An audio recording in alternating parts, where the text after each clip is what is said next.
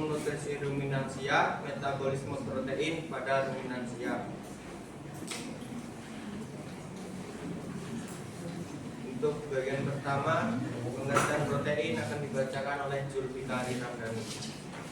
Baik, pengertian protein. Protein merupakan makromolekul utama penyusun sel yang jumlahnya dapat mencapai lebih dari 50% berat kering sel.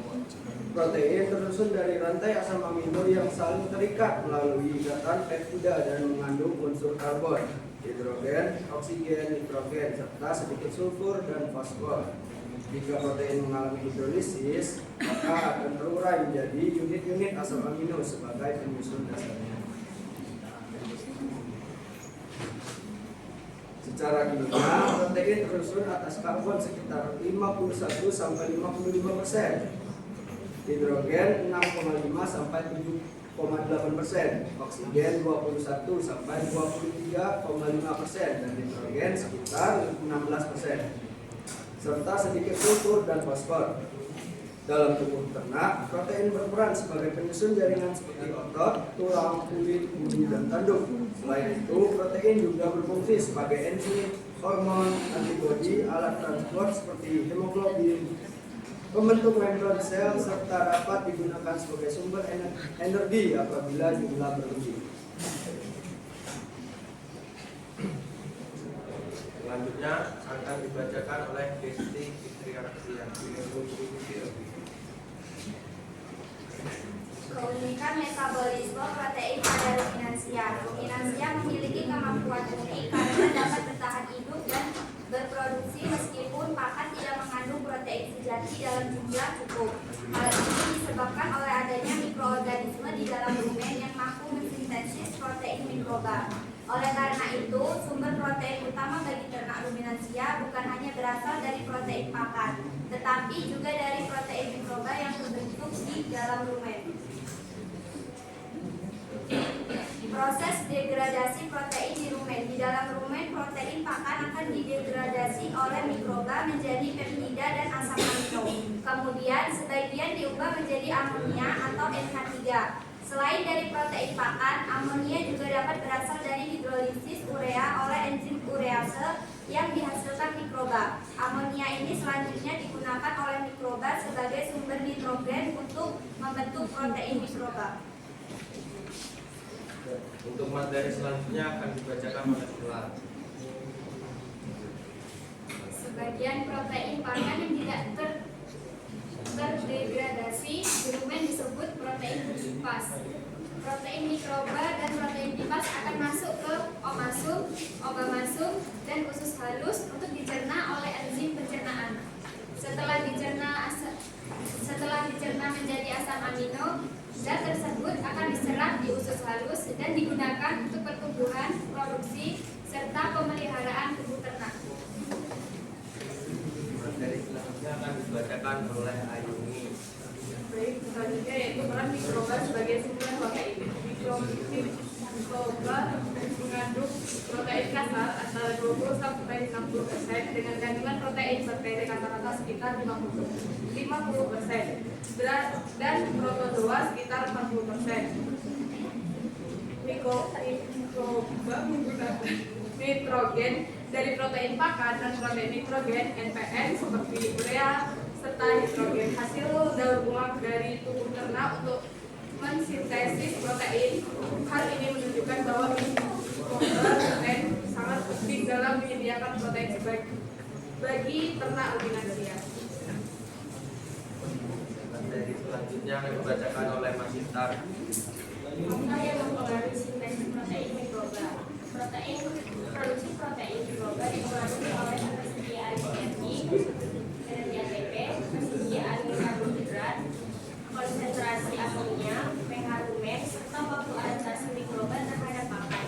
Jika energi atau karbohidrat tidak mencukupi, maka sintesis protein mikroba akan menurun meskipun nitrogen tersedia dalam jumlah cukup. Selanjutnya, kualitas protein mikroba. Protein sampai 87%. Komposisi asam aminonya relatif konstan dan mengandung isomer nukleonin dalam jumlah tinggi. Namun relatif lebih rendah metionin pada kondisi produksi tinggi atau pertumbuhan cepat. Sintesis protein mikroba saja belum mencukupi sehingga diperlukan tambahan asam amino esensial.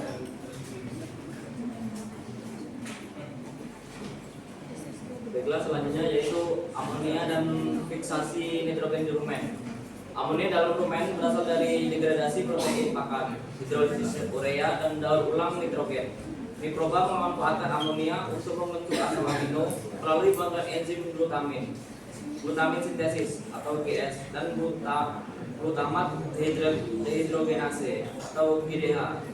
Keseimbangan konsentrasi amonia sangat penting karena jika terlalu rendah akan menghambat pertumbuhan mikroba, sedangkan jika terlalu tinggi dapat menyebabkan keracunan.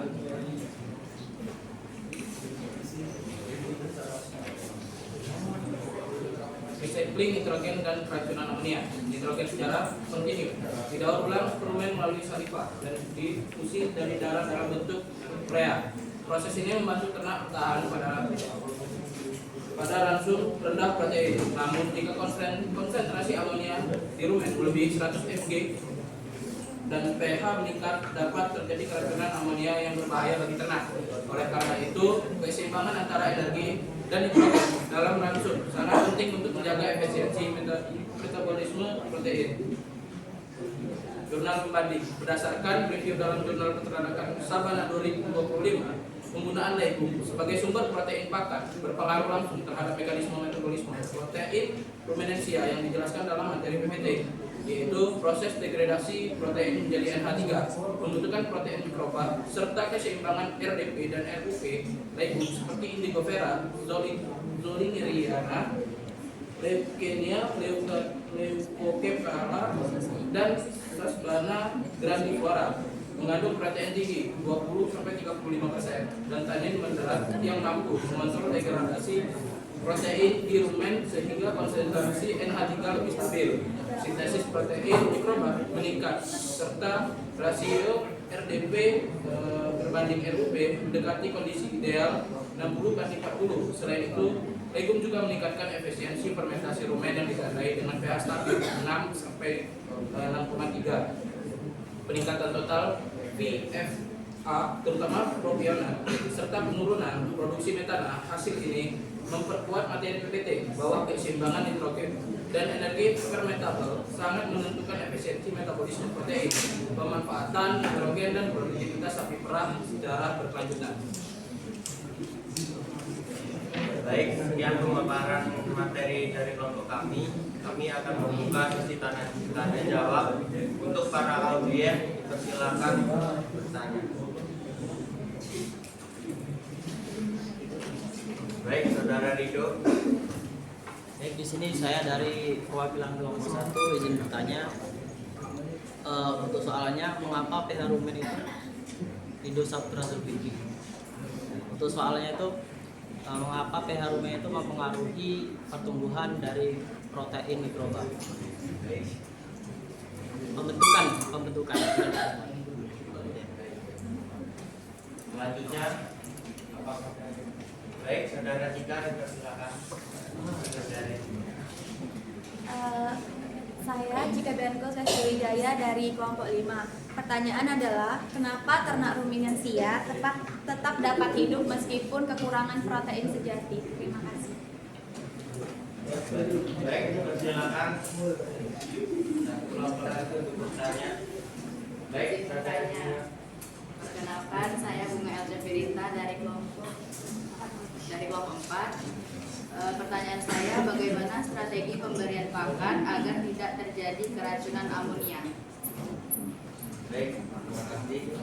Pertanyaan akan kami tampung dan kami diskusikan dulu.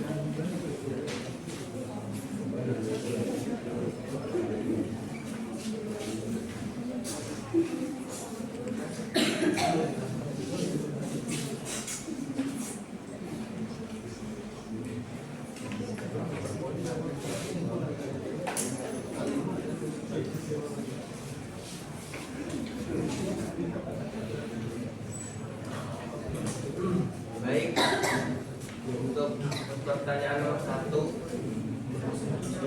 Baik, untuk pertanyaan nomor 1 akan dijawab oleh saudari Ayumi. Baik, di sini saya akan menjawab pertanyaan dari saudara Rido, yaitu mengapa pH rumen mempengaruhi pembentukan protein mikroba. pH rumen, jawabannya adalah pH rumen mempengaruhi aktivitas dan pertumbuhan mikroba. Mikroba rumen bekerja optimal pada pH sekitar 6,0 sampai 6,8. Jika pH terlalu rendah atau asam, aktivitas mikroba menurun sehingga sintesis protein mikroba terganggu. Jika pH terlalu tinggi, keseimbangan amonia terganggu dan bisa beresiko keracunan. Jadi, pH yang stabil membantu mikroba memanfaatkan amonia dan energi secara maksimal untuk membentuk protein mikroba. Apakah jawabannya sudah jelas? Baik, untuk pertanyaan selanjutnya akan dijawab oleh saudari Mas Intan.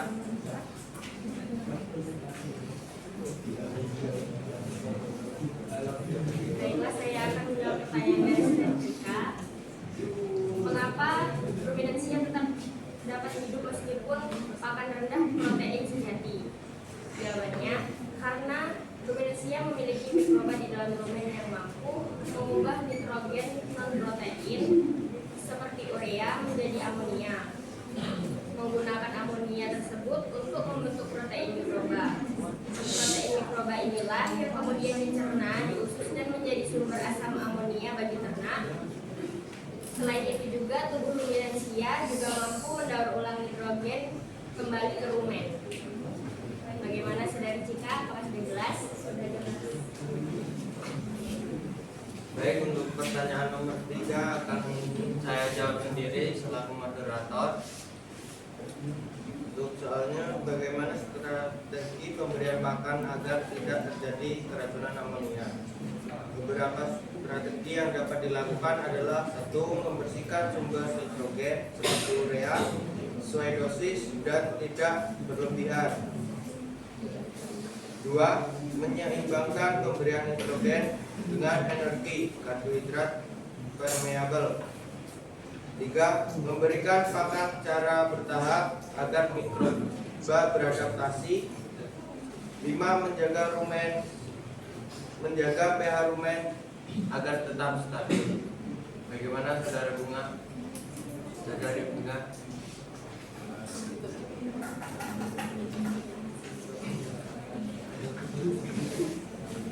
Baiklah, sekian presentasi dari kelompok kami. Jika ada salah kata, kami mohon maaf. Kami akhiri. Wassalamualaikum warahmatullahi wabarakatuh.